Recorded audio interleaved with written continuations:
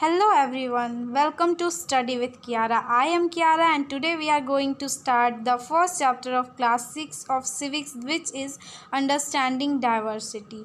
So let's get started.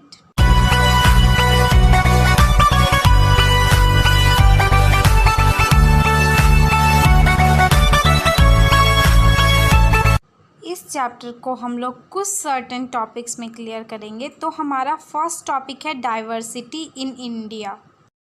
Diversity का मतलब होता है विभिन्नताएं। इट मीन्स कि हमारे कंट्री में सभी धर्मों के लोग मिलजुल के रहते हैं, चाहे वो सिख, ईसाई, हिंदू, मुस्लिम, कोई भी धर्म के लोग हो, वो लोग आपस में मिलजुल के रहते हैं। इसे कहते हैं डाइवर्सिटी।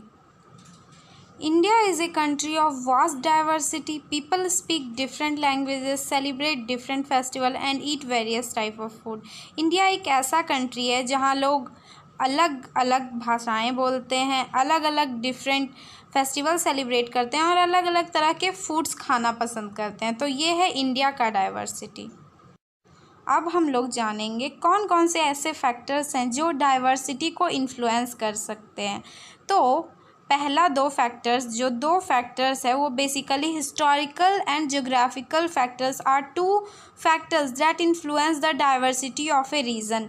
मीन्स कि कोई भी हिस्टोरिकल और ज्योग्राफिकल फैक्टर्स जो हैं वो हमारे डाइवर्सिटी को इन्फ्लुएंस करते हैं। फॉर एग्जांपल, अगर life of a people near the sea is different from the life of a people in the mountainous area, it means कि जो लोग समुद्र के किनारे रहते हैं उनका लाइफ स्टाइल डिफरेंट होगा और जो लोग माउंटेनियस एरिया में रहते हैं उनका लाइफ स्टाइल डिफरेंट होगा।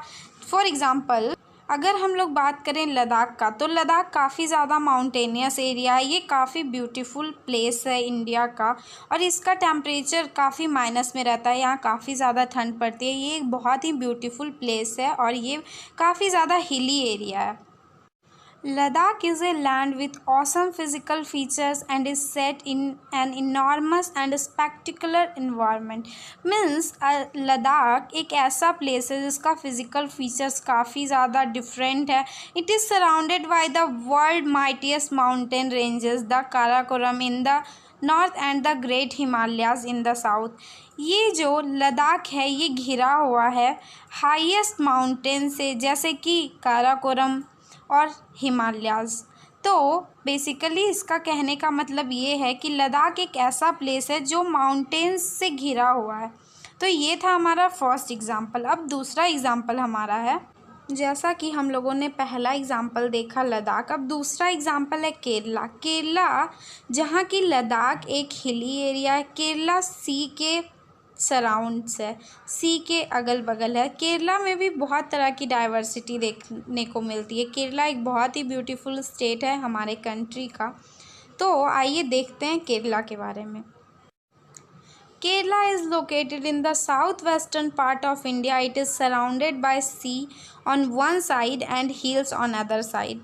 केरला साउथ वेस्टर्न पार्ट में है इंडिया के और ये एक तरफ तो सी से घिरा हुआ है और दूसरे तरफ से हिल्स है। तो इसका कहने का बेसिकली मतलब ये है कि एक तरफ हमने देखा लद्दाख, दूसरे तरफ हमने देखा केरला, दोनों एक दूसरे से काफ़ी डिफरेंट है, बट ये दोनों जगह मिलके एक बहुत खूबसूरत कंट्री बनाती है। तो इसी को हम लोग डाइवर्सिटी कहेंगे। डाइवर्सिटी का मतलब ही यही होता है कि डिफरेंट वेराइटीज़, जहाँ की एक तरफ है हिली एरियाज़ तो दूसरी तरफ है सी साइड एरिया, तो ये मिलके हमारे कंट्री को काफ़ी ज़्यादा ब्यूटीफुल बनाते हैं।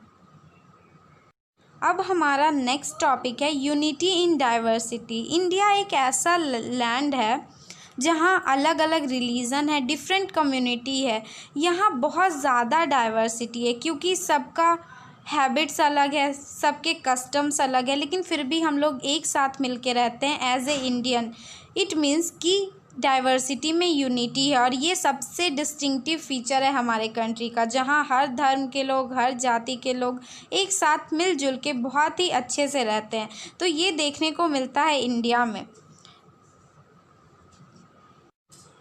Everyone on earth differs from each other with respect to aspects like looks, behavior, culture, religion, language, talent, etc. This means that there is diversity among people in this aspects. अगर हम लोग देखें पूरे, अगर हम लोग वर्ल्ड की बात करें तो लोग हैं, उनका बिहेवियर अलग है, उनका कल्चर अलग है, उनका रिलीजन, लैंग्वेज, टैलेंट सब कुछ अलग है। इसका मतलब हम लोग कह सकते हैं कि डाइवर्सिटी पीपल में भी होता है, वैरायटी ऑफ पीपल होते हैं। This means that diversity among people means diversity people में भी है। India is a country of several diversities since it is a big country. People in different parts differ in their custom, language, habit, etc. These diversities arise from the fact that different regions have different histories and environment. India एक ऐसा country है जहाँ काफ़ी diversities हैं, फिर भी एक बहुत बड़ा कंट्री है। पीपल डिफरेंट पार्ट से, डिफरेंट रिलीजन, डिफरेंट कस्टम के लोग रहते हैं। ये डाइवर्सिटी है जो कि इंडिया में देखा जाता है।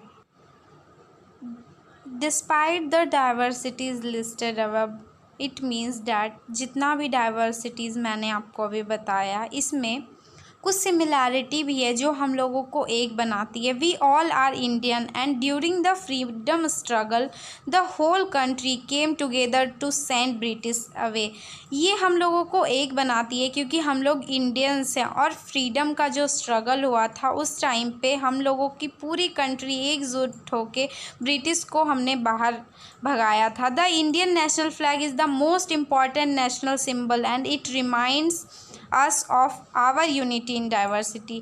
इंडियन नेशनल फ्लैग है, ये सबसे ज़्यादा मोस्ट इम्पॉर्टेंट नेशनल सिंबल है जो हमें रिमाइंड कराता है कि हमारी डाइवर्सिटी में मीन्स हमारी विभिन्नता में भी एकता है। अब हम लोग जानेंगे कि इनइक्वालिटी क्या होता है। The differences between two or more people that arises because of their abilities, resources and opportunities of their caste etc. as termed as inequalities।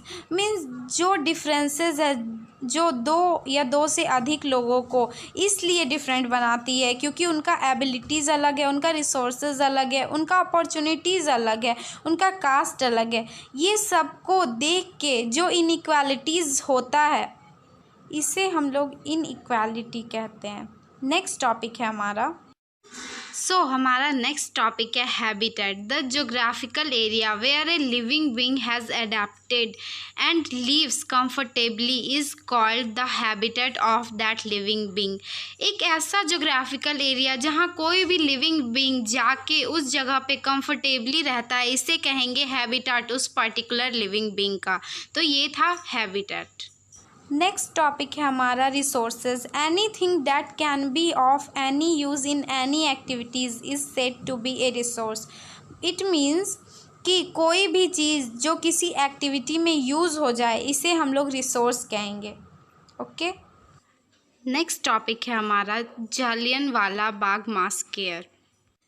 Jallianwala Bagh मास्केयर ये काफ़ी इम्पॉर्टेंट टॉपिक है हिस्ट्री का। इस टाइम पे 13 अप्रैल 1919 को रॉलेट एक्ट का विरोध करने के लिए एक सभा हो रही थी। उसी दिन बैसाखी भी थी। जालियनवाला बाग में कई सालों से बैसाखी के दिन मेला भी लगता था जिसमें शामिल होने के लिए उस दिन सैकड़ों लोग वहां पहुंचते थे। तब उस समय की ब्रिटिश आर्मी का ब्रिगेडियर जनरल डायर 90 सैनिकों को लेकर वहां पहुंच गया। सैनिकों ने बाग को घेरकर बिना कोई चेतावनी दिए निहत्थे लोगों पर गोलियां चलानी शुरू कर दी। वहां मौजूद लोगों ने बाहर निकलने की कोशिश भी की लेकिन रास्ता बहुत सकरा था और डायर के फौजी उसे रोककर खड़े थे। इसी वजह से कोई बाहर नहीं निकल पाया और हिंदुस्तानी जान बचाने में नाकाम रहे।